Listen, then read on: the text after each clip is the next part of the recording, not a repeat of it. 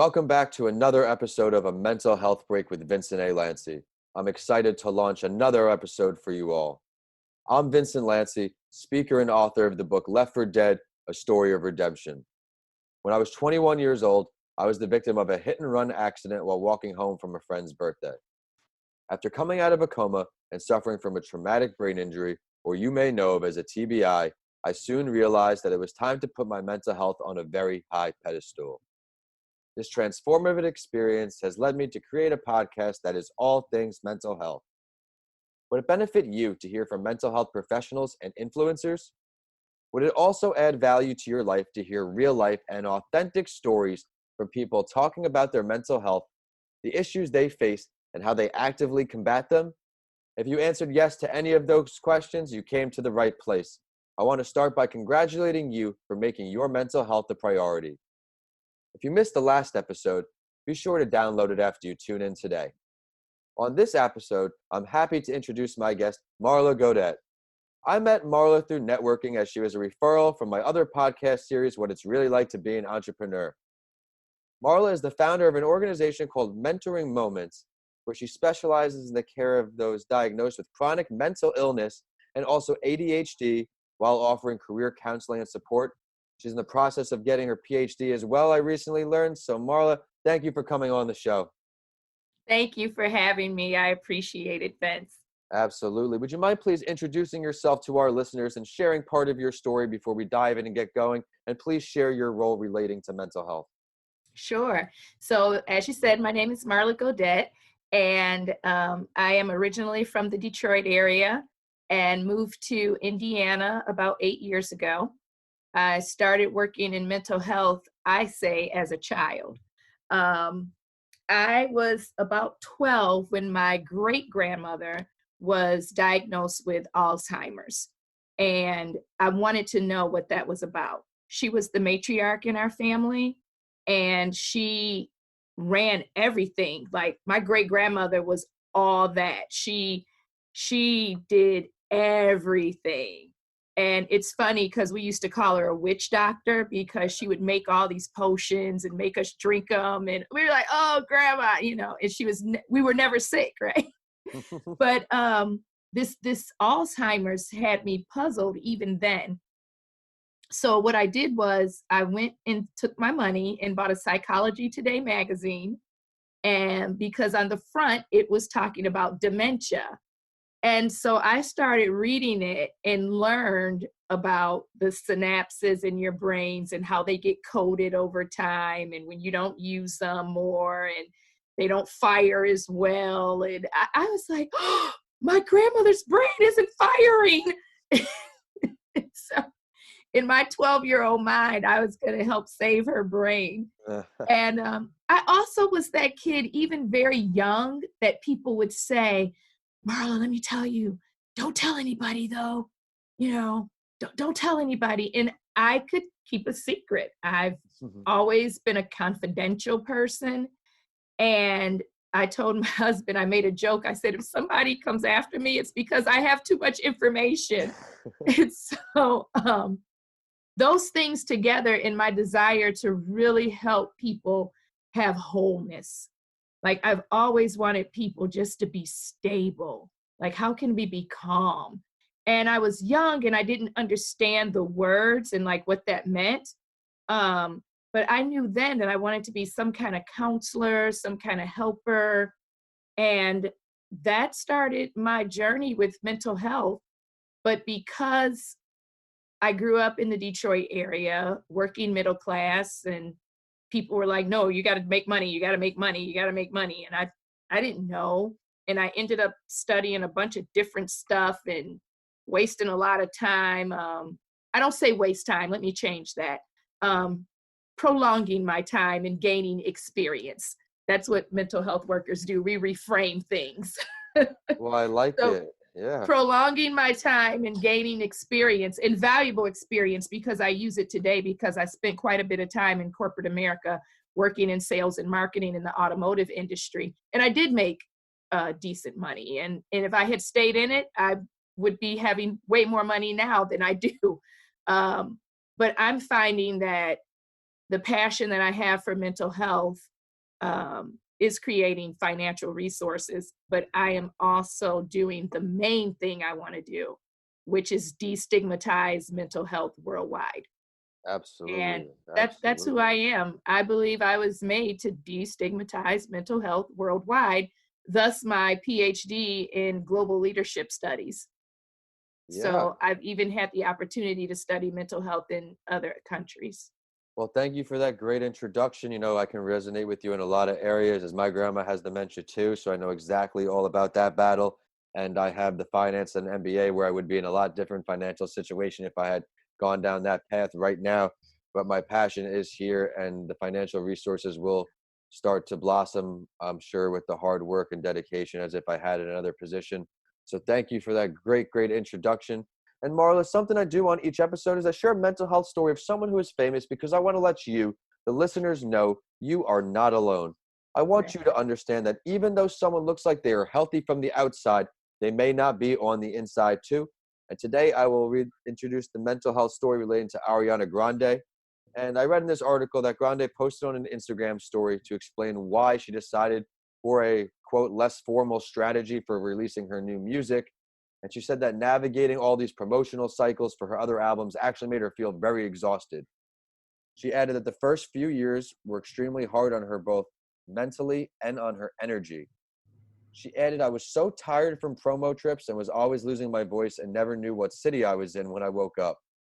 That it was so much, it was worth it, and I'm grateful for everything I learned and accomplished when I did things that way, of course. But she ended with, I feel like there are certain standards that pop women are held to that men aren't. And when it comes to music, all of these combinations of variables seem to be a very extremely hard toll on her mental health. Marla, what do you take away from her statements and her situation? I'm going to tell you, when I read that, I felt like, wow, if she had been informed. People don't inform you of what the expectations are. And then if you don't have that mental health professional to help prepare you for those expectations, that word overwhelming, that's exactly what it becomes. We tell people, oh, you're going to be tired. You're going to not feel well sometimes, but you have to fight through. They don't include that mental health piece of, this is emotionally exhausting. This is overwhelming. And to say that women in general will take things on because we got to power through, the females got to take the world. And we put all of this extra weight on our shoulders anyway. And now on top of that, you have the high profileness of her career and who she is and the fame and all of that. She definitely needed somebody there saying, let's take care of your emotional wellness. Let's take care of your mental health. These are the things that may come. Let's build in some supports to help in those areas. I'm glad she spoke out about it. Yeah, you're spot on too. I'll backtrack a little bit because that's going to lead us into our next section with the education. We're taking the time to get the proper education from the correct resources can pay major, major dividends. And I think it's a perfect time to enter the main event here, Marla. On each Yeah. episode, my guest and I will go over this series of 6 questions. My goal is to feature many valuable guests on this podcast, including people talking about their mental health, doctors, and influencers. So the questions only slightly vary depending on if we're talking about our own mental health or others and their patients. So you ready to go? Yes, let's go. Let's go. Well, many would agree that the more common or talked about types of mental illnesses are mood disorders, anxiety disorders, and schizophrenia disorders. What areas do you come across the most? Anxiety. Anxiety, those anxiety disorders. Oh my goodness. People are very anxious because people are not managing their fear, right? The unknown, the uncertainties. And people also put a lot of pressure on themselves in this society. The individualistic way of thinking is, I have to be better, I have to succeed, I have to get these things done. And you put all that unnecessary pressure on yourself, which causes anxiety because we don't know what we can control and not control. And Right. we have all this going on and it becomes a problem. I have quite a few clients in the last 3 years, teenage boys, 17 to 19, junior, senior in high school, they are so anxious and so worried about what's going to happen next, and pleasing people and competing with their peers. They have a 5.7. Like, I don't know where these new GPAs come from. And it's bad. I'm seeing the stress of financial difficulties, all of that people are going through that cause anxiety. Let me ask you something to piggyback off that idea here. With the kids in that specific age, what role do you play with social media involved in that? Because it never shuts off. It never shuts off.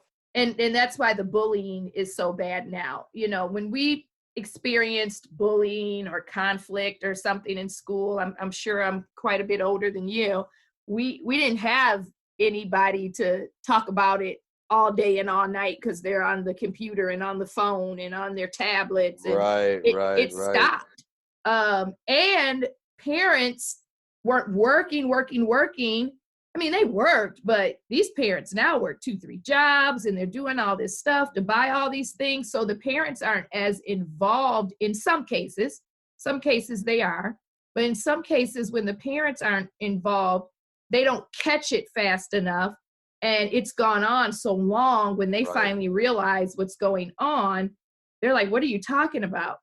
And the generation gap matters. A parent my age with young kids, because a lot of us older having kids, we don't get this whole, what do you mean you can't get off social media? What are you talking about? Just hang it up. Stop.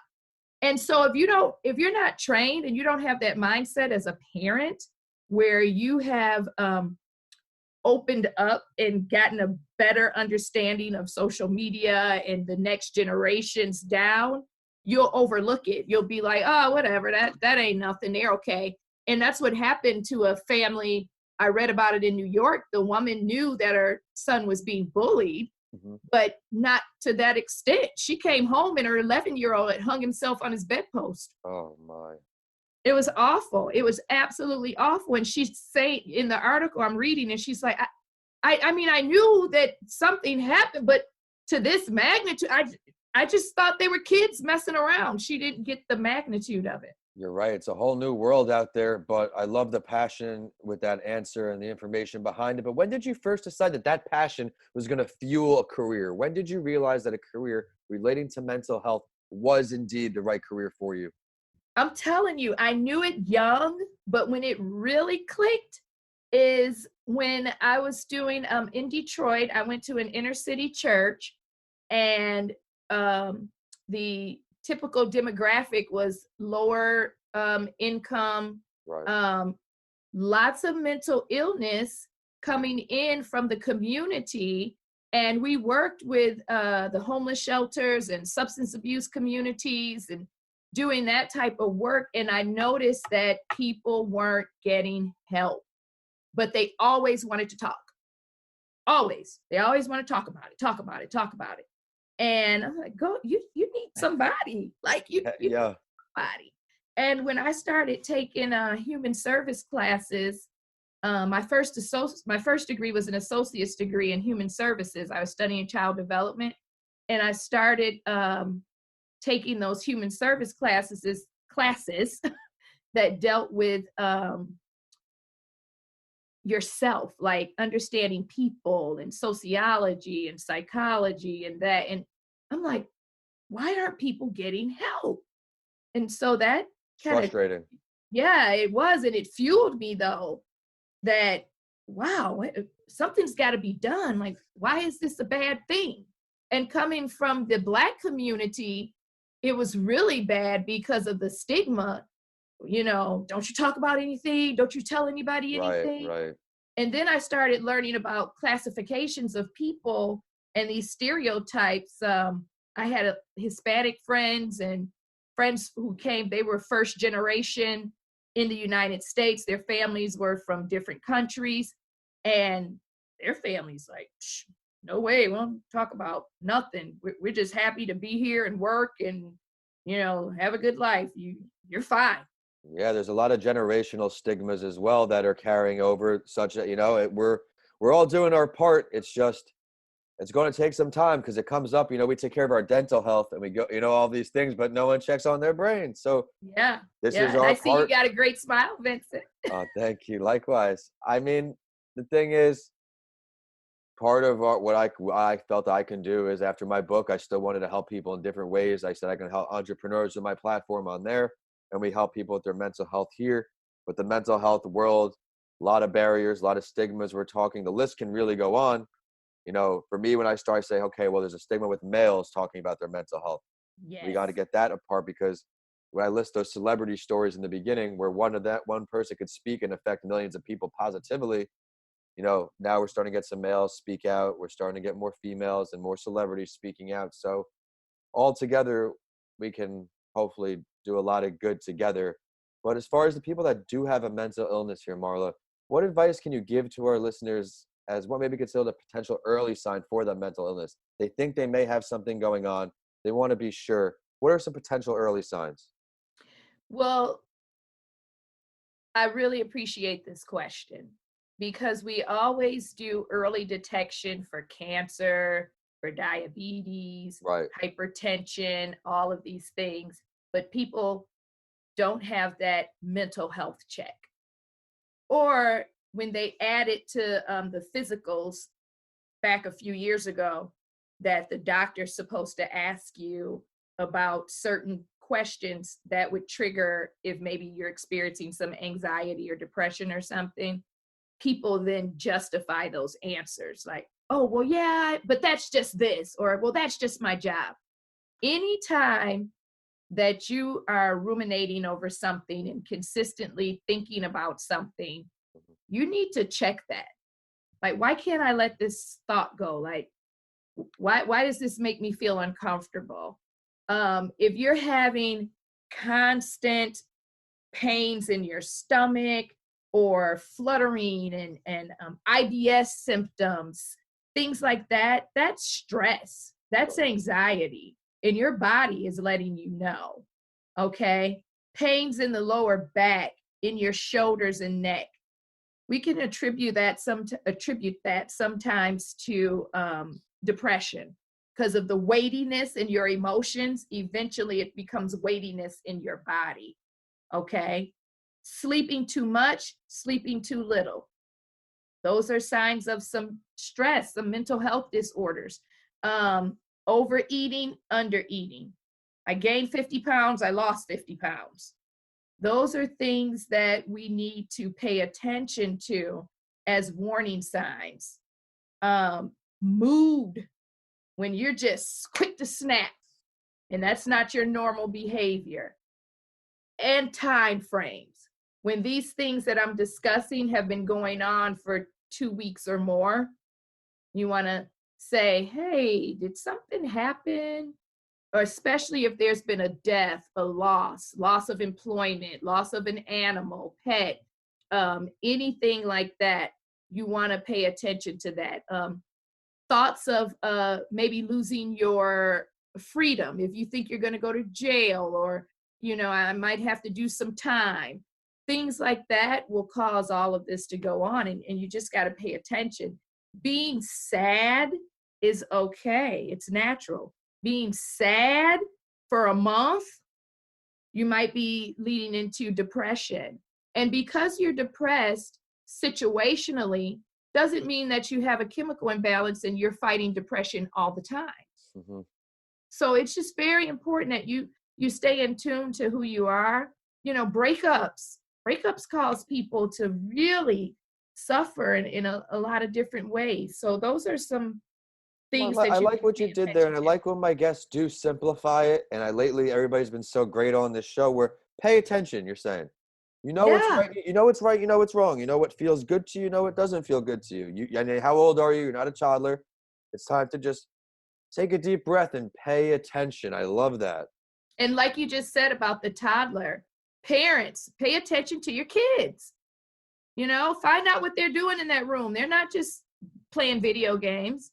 right? Make them open the door. If they're like can't wake up and they're, lethargic, and you notice they laugh all the time, then they're not laughing, breakups, loss of friends, that kind of stuff, pay attention. Absolutely. You're absolutely right, because that sounds like something that, in a similar situation to the news story you shared earlier about the boy who was bullied and committed suicide, we can do little things to maybe prevent if we educate ourselves and become more aware. So I love the way you kind of wrapped up those short-term solutions. Let's look a little bigger. Let's delve a little deeper. And what are 2 longer-term commitments that our listeners can start to make to create an overall healthier mindset? So this question, your questions are great, Ben, just I so you really, I know, really because appreciate that. Before yeah, getting the show they're off the great. ground, I had to kind of weigh what would I want to learn from somebody, and kind of did some more research. And so I do appreciate the feedback. Thank you so much. Yeah. Um, I would ask that people on a daily basis take time for silence. Silence the noise of the outside. You have to be in tune with yourself.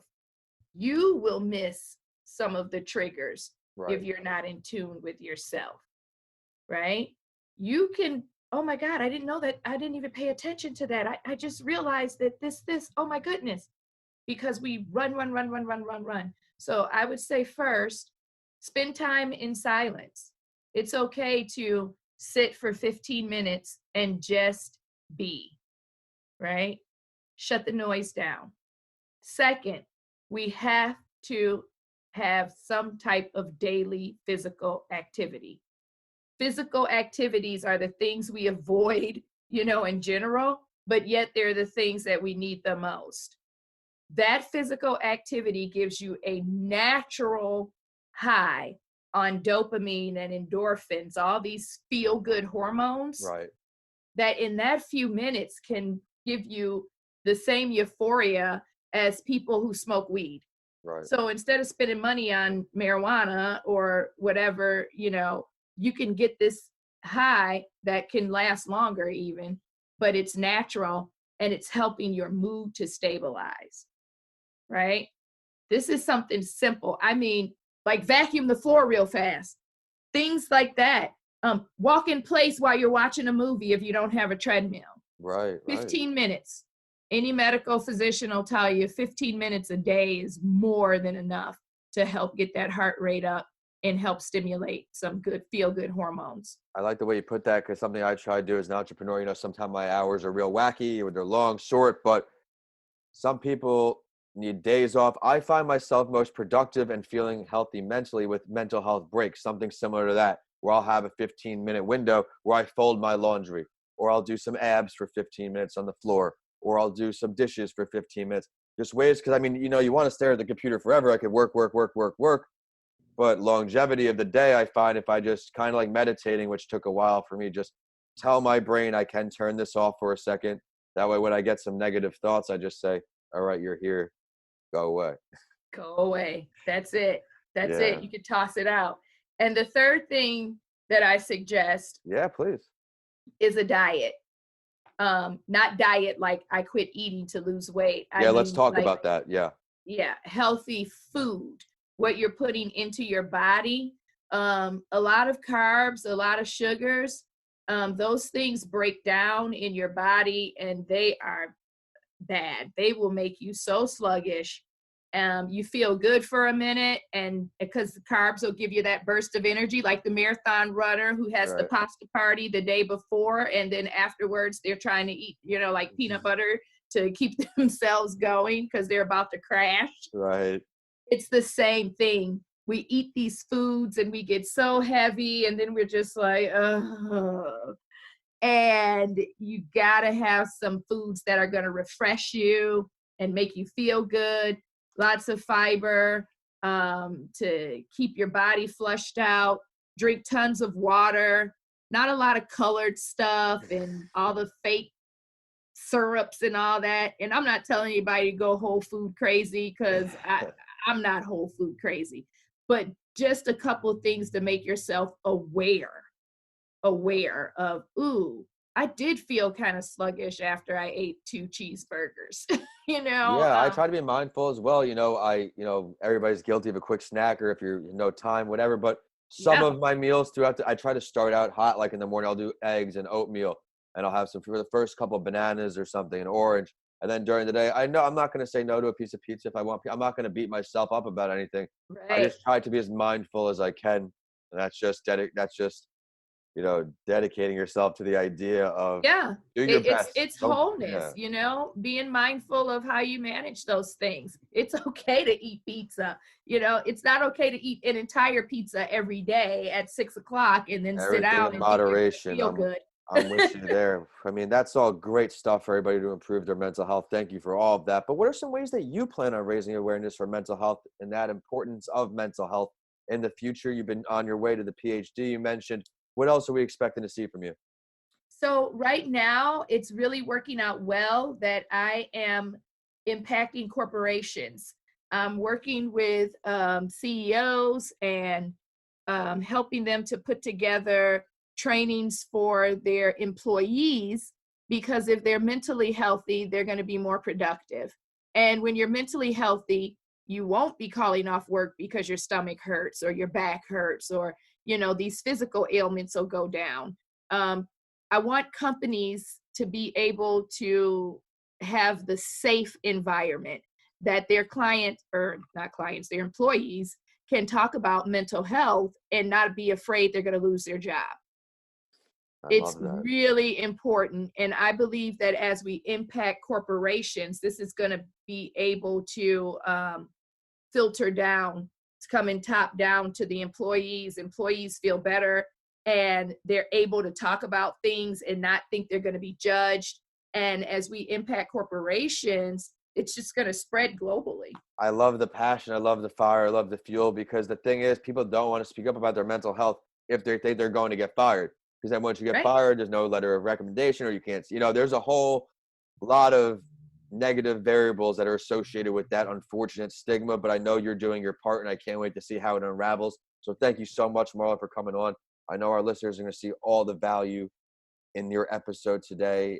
I loved in the beginning, you found it right away. Everything, from your parents, you found the passion and you drove it. I also like how we resonated on a few great areas as far as character, where we kind of are following our passion and that's fueling our happiness. We both had other options. And it's not to say we don't ever need to go back to those options down the road once we fulfill our goals and our motivations. But I love what you're doing. So I'm very happy that I was able Thank to have you on the you. show today.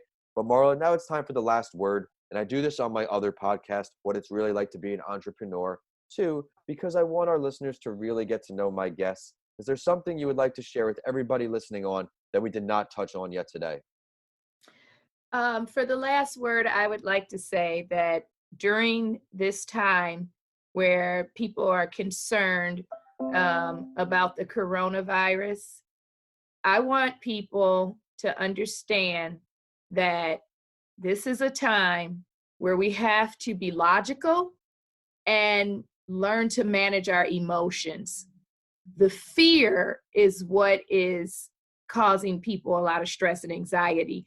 And research has just come out last week that the people who are most impacted by corona and have the most worries, the main worry isn't even dying. The main worry is income. If I Right. lose my job, if my job shuts down, if someone in my house gets sick and I get sick, then I can't work. Who's going to pay? The middle class makes up more than half of America. If more than half of America is middle class and it's the middle class people that are still working, that's a lot of anxiety running around. Telling So me, I would yeah. like for everyone to please just think in terms of logic, think about how you can use this experience to prepare better for next time because things do happen. Think about the good time that you're going to be able to have with your family. Hey, spending more time evaluating yourself, paying attention to your children, getting into their heads, making them play Monopoly with you, just doing some stuff inside that's going to keep you focused on your family and the positive things in your life, not worrying about the stress of corona. Turn the media off, turn that stuff off. You know when you can leave the house. Listen to Vin's podcast. That's all you guys need to be listening to the next 2 weeks. He's going to give you ideas about being entrepreneurs, so you don't even have to depend on the government and any of that. He's awesome. I And he's appreciate gonna that. definitely help you with staying mentally and emotionally stable during this time. So do not be coronafied. I Okay. like that. Thank you so much again, Marla. Can you just please quickly share some social media or website or any professional ways you have for our listeners to follow your endeavors or request your services? Yes, I'm on Facebook. My page is Mentoring Moments LLC. And you can also get me at Marla L Godette, Godette. And on Twitter, I am the wife-in-law, THEWIFEINLAW. There's a story behind that, but that's another podcast. And also you can get me at info@mentoringmomentsllc.com. Just shoot me an email. I will respond if you have any questions. There's no problem with me responding to those. I'm here to help. I appreciate the generosity. Thank you so much. Everybody be sure to check out all her valuable resources and content. And be sure to check out the show on Instagram and Facebook at A Mental Health Break and on Twitter at Podcasts by Lanci. I'm at Vincent A. Lanci on all social media and YouTube, and my website is vincentalanci.com. Be sure to check out my book, Left for Dead, A Story of Redemption, on Amazon now. But DM me or email me. I do want to hear what you think. If you like today's episode, please continue listening and rate A Mental Health Break with Vincent A. Lanci 5 stars. I work hard to find value delivering guests for you on each episode.